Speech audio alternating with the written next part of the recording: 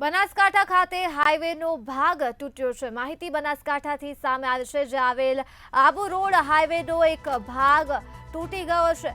આ સાથે જ માહિતી મળી રહી છે, હાઈવેનો એક તરફનો ભાગ હાલ તૂટી ગયો છે।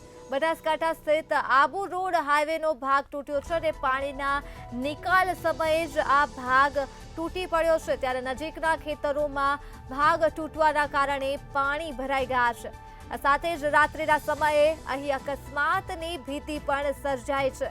તો આબુ રોડ હાઈવે પર જ આ ભાગ તૂટવાના કારણે વાહન ચાલકો સાથે અકસ્માત સર્જાવાની ભીતિ પણ સેવાઈ રહી છે। હાઈવેના એક તરફનો ભાગ તૂટી ગયો છે। પાણીનો નિકાલ કરવામાં આવી રહ્યો હતો અને આ નિકાલ સમયે આબુ રોડ હાઈવેનો એક ભાગ તૂટી ગયો છે। ત્યારે અહીંથી પસાર થતા વાહન ચાલકોના અકસ્માત સર્જાવાની ભીતિ પણ સર્જાઈ રહી છે।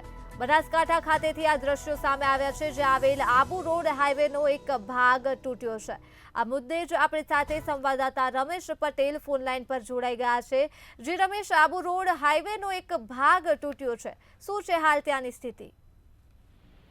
જી ધર્મી, વાત કરવામાં આવે તો બનાસકાંઠામાં છેલ્લા 4 દિવસથી વરસાદી માહોલ છે। જોકે ગઈકાલે ભારે વરસાદ પડ્યો હતો, જેને લઈ અને અનેક જગ્યા પર પાણી ભરાયા હતા। જોકે આબુ રોડ હાઈવે પર પાણીના નિકાલ માટેની જે વ્યવસ્થા કરવામાં આવી હતી, ત્યાંથી રોડ તૂટ્યો છે અને રોડ તૂટવાની સાથે જ તમામ જે પાણી હતા તે પાણી અત્યારે ખેતરોમાં ફરી વળ્યા છે। એટલે કે ખેતરોમાં ઉભેલા પાકને પણ મોટી માત્રામાં નુકસાન થયું છે। જોકે નેશનલ હાઈવે ઓથોરિટીની આ અણઆવડતને લઈ અને અત્યારે લોકોને મુશ્કેલી ભોગવવાનો વારો આવ્યો છે, કારણ કે ગજાનન મોટર્સ જે છે શોરૂમ, તેની એક તરફના ભાગમાં પાણીના નિકાલ માટેનો આ જે રોડ હતો તે તૂટી જવા પામ્યો છે।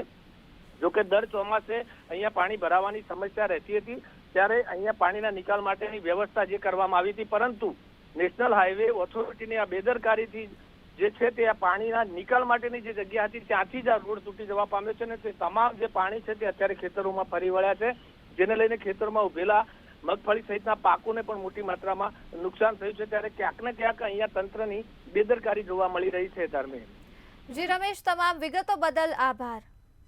તો માહિતી બનાસકાંઠાથી મળી છે, જે આવેલ આબુ રોડ હાઈવેનો એક ભાગ પાણીના નિકાલના સમયે તૂટી ગયો છે અને જેના પગલે નજીકના ખેતરોમાં પાણી પણ ભરાઈ ગયા છે। તો ખેતરોના પાકને નુકસાનની ભીતિ પણ અહીં ઊભી થઈ છે।